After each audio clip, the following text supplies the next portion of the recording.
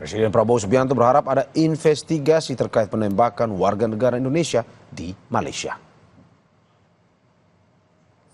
Prabowo percaya jika aparat Malaysia akan bekerja untuk mengusut penembakan 5 WNI. Namun Prabowo mengingatkan kepada seluruh warga negara Indonesia agar tak melakukan kegiatan ilegal di negara asing.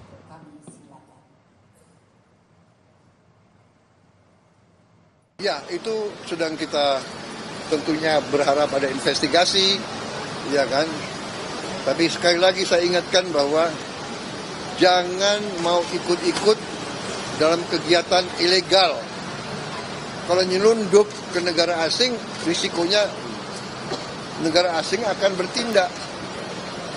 Jadi rakyat kita jangan mau dibohongi oleh sindikat-sindikat yang berjanji ini, berjanji itu.